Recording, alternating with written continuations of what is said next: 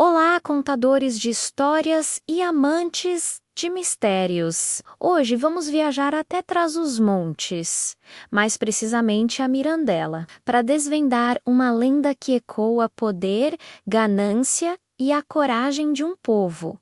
A lenda de Dona Chamorra. Prontos para descobrir a verdade por trás da senhora que chama? Imaginem uma princesa, Dona Chamorra, no topo do monte mais alto, a olhar para as suas terras. Mas esta não era uma princesa de contos de fadas. Era ambiciosa, cruel e incrivelmente rica. Do seu imponente castelo, ela governava com mão de ferro os seus subdutos. Os habitantes da povoação lá embaixo não eram cidadãos, mas sim escravos da sua ganância.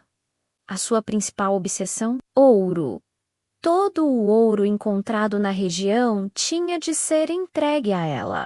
E como é que ela garantia que a sua vontade era cumprida? Com um som que se tornou sinônimo de medo e obrigação. Numa das torres do castelo, Dona Chamorra possuía um gongo de ouro maciço. Quando o seu desejo por mais riqueza se manifestava, ela subia à torre e tocava o gongo 3 vezes. O som metálico e poderoso viajava pelos vales e chegava aos ouvidos do povo. Ao ouvi-lo, um murmúrio de resignação espalhava-se pelas ruas. Entre si, diziam: "Vamos, que a Dona Chamorra chama." Ou "Vamos, que a Dona chama e não gosta de esperar." Era o sinal. Era hora de mais um sacrifício. E assim, enquanto os cofres do castelo transbordavam de ouro, as mesas do povo esvaziavam-se de pão. A riqueza dela era construída sobre a fome e o desespero deles. Cada peça de ouro entregue era menos um pedaço de pão para uma família, menos esperança para o futuro. O contraste era brutal. Um castelo a brilhar no topo da colina e uma aldeia a definhar na sua sombra. Mas a opressão, por mais forte que seja, tem um limite. A semente da revolta, plantada pela fome e regada pela injustiça, começou a germinar no coração do povo. Cansados de uma vida de sacrifício sem fim, de ver os seus filhos passarem fome para encher os cofres de uma tirana, eles tomaram uma decisão.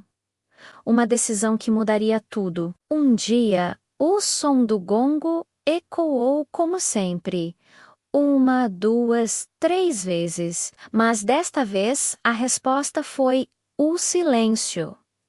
Ninguém se moveu. Nenhuma caravana de ouro subiu a encosta do monte. O povo, unido na sua miséria e na sua coragem recém-descoberta, decidiu não entregar mais nada.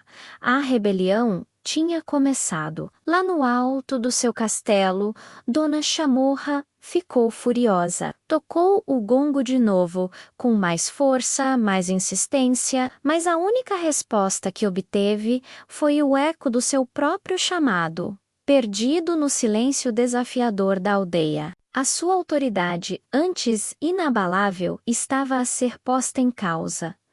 O medo começou a tomar o lugar da fúria. Ela percebeu que o silêncio do povo não era apenas desobediência, era uma ameaça. A qualquer momento, aquela multidão faminta e zangada poderia subir o monte, invadir o seu castelo e reclamar o que era deles por direito. O seu tesouro, a sua vida.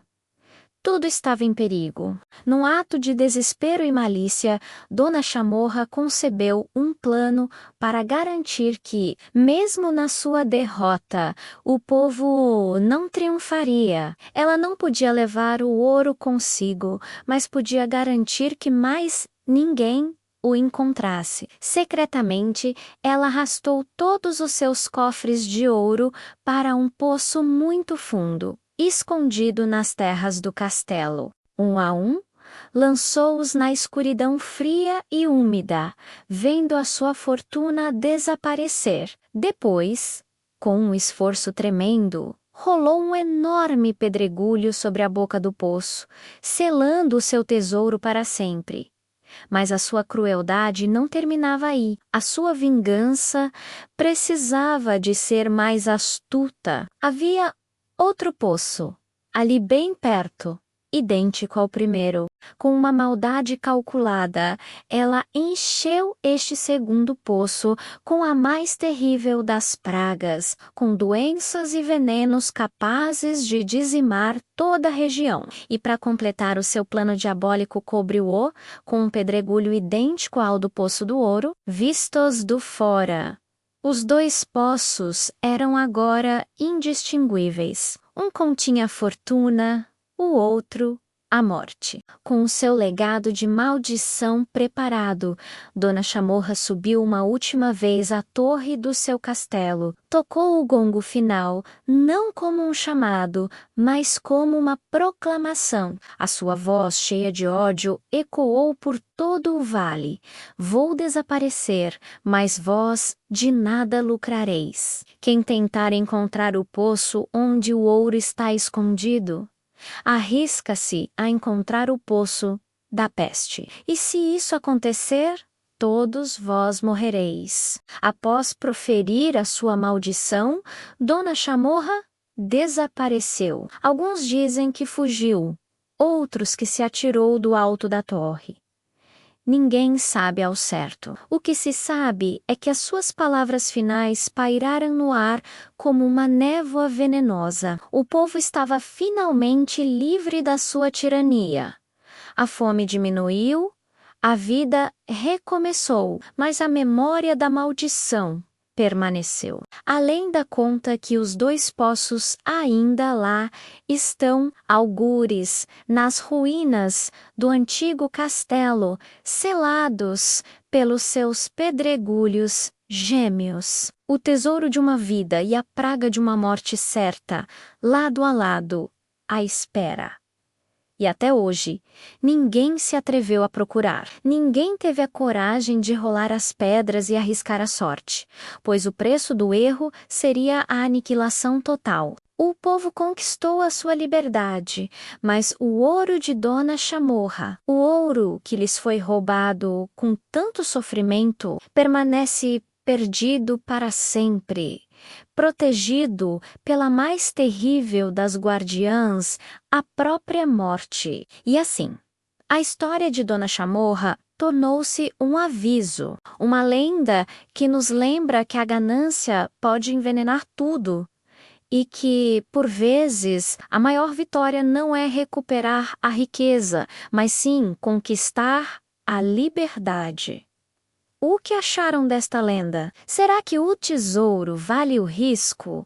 Deixem a vossa opinião nos comentários. Adoro ler as vossas teorias. Se gostaram de viajar conosco até Mirandela, não se esqueçam de deixar um gosto, partilhar este vídeo